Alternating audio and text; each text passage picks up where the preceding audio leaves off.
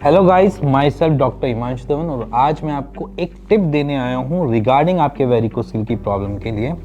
क्योंकि एक्चुअली क्या होता है, वेरिकोसील के लिए जब आप किसी भी डॉक्टर से कंसल्ट करते हो तो उनका सबसे पहला एक कंसर्न होता है वो आपकी टेस्टिस की एट्रोफी को लेके। और आप जब कंसल्ट करते हो और या फिर कहीं आप गूगल पे पढ़ते हो या कहीं पे भी ऐसी जगह जाते हो जहाँ पर आपका वेरिकोसील मेंशन किया हुआ है और वहाँ पर एक सिम्टम या जिसे हम बोलूँ कि एक प्रॉब्लम उसके साथ जुड़ी रहती है और वो मेजर प्रॉब्लम है, जहाँ पर हर वेरिकोसील का पेशेंट जो है उसको सोच के डरता भी है, सर्जरी के लिए भी जाता है और परेशान भी होता है। और वो प्रॉब्लम है आपकी वेरिकोसील से जुड़ी हुई एक एट्रोफी जो आपके टेस्टिस के अंदर होने के चांसेस होते हैं, जिसे हम टेस्टिस की श्रिंकेज भी कह देते हैं कि श्रिंक हो रहे हैं टेस्टिस, उसको भी हम कह देते हैं। तो मैं आज सबसे पहले इन सारी प्रॉब्लम को बचने के तरीके जरूर बताऊंगा आपको इसी वीडियो में, बट उससे पहले आप इसको जानो कि होता कैसे है, कि श्रिंकेज आती कैसे। सो श्रिंकेज आने के जो चांस होता है वो सबसे पहले स्टार्ट होता है आपके वेरिकोसील के साथ साथ। देखो, मान लो कि वेरिकोसील आपकी वेन्स में एक प्रॉब्लम है जहां पर वो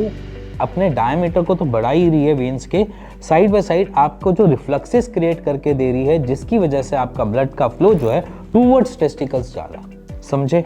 अब इस समझ को लगाओ कि अगर मेरे पास खाना जो है वो एक तरीके से इनटेक करने का जरिया मेरे पास एक माउथ है और मेरा एक्सकेट या एक्सक्रीट आउट करने का जो तरीका है वो है मेरा एनस सेक्शन। ठीक है, सभी का यही होता है, हर ह्यूमन बॉडी का ऐसा ही चलता है, ऊपर से खाएंगे, नीचे से उनका एग्जिट तरीका होगा, फूड को निकालने का तरीका। अब फूड को निकालने का जो प्रॉब्लम है आपके एनस सेक्शन में कहीं ना कहीं प्रॉब्लम आ जाती है। मान के चलो वो वहां से निकल ही नहीं पाता खाना, तो आपको भूख लगेगी क्या? नहीं लगेगी। और इसी के साथ साथ आपकी जो एनर्जी है वो धीरे धीरे कम होगी, आपके वर्क या जो आप काम करते हैं उसकी एफिशिएंसी में कमी आएगी। अब उसी के साथ समझो कि आपका जो शरीर है वो धीरे धीरे करते हुआ अपने आप को क्या करेगा, मसल मास खोना चालू करेगा। आपकी बॉडी पे जो फैट होगा पहले उसको कंज्यूम करेगा, फिर धीरे धीरे आपके मसल मास खत्म करेगा, फिर देन आपकी बॉडी धीरे धीरे पतली होनी चालू होगी।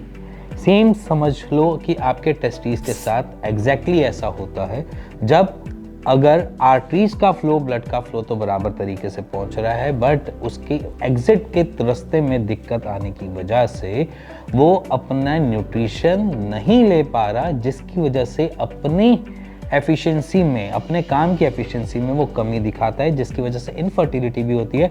और साइड बाय साइड जब उसको खाना ढंग से नहीं मिलेगा ऑर्गन को, तो वो अपने आप को धीरे धीरे करके छोटा करना चालू कर देता है। ये एक बेसिक फंडामेंटल है जो वेरिकोसील में एट्रोफी या श्रिंकेज की शिकायतें हमें देखने को मिलती है। अब इससे बचे कैसे, है ना?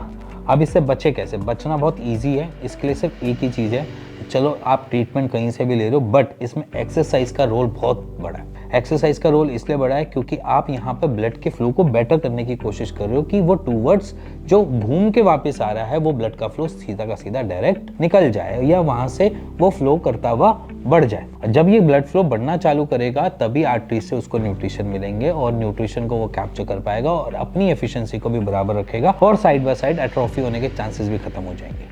तो उसकी एक एक्सरसाइज है जिसे हम लेग रेस कहते हैं और बहुत इजी वे में मैंने बनाई है कि जिसकी वजह से आपको कभी कॉम्प्लिकेशंस देखने को ना मिले। तो मैं आपके सामने दिखा रहा हूँ किस तरीके से उस एक्सरसाइज को आपने करना है। तो आपने पोस्टर देखा होगा जिसमें मेरी लेग्स जो है वो ऊपर की तरफ है और यहाँ पर जो मेरी कमर है, अगर मैं उसके नीचे पिलो भी डाल देता हूँ तो भी बढ़िया है वो, क्योंकि उसका बेसिक मोटिव जो है वो यही है कि हम टूवर्ड्स एंटी ग्रेविटी अपने ब्लड के फ्लो को फ्लोट करवाएंगे, जिसकी वजह से हमारे यहाँ पर जो रिफ्लक्सेस बन रहे हैं वो रिफ्लक्सेस बनने के चांसेस कम हो जाए।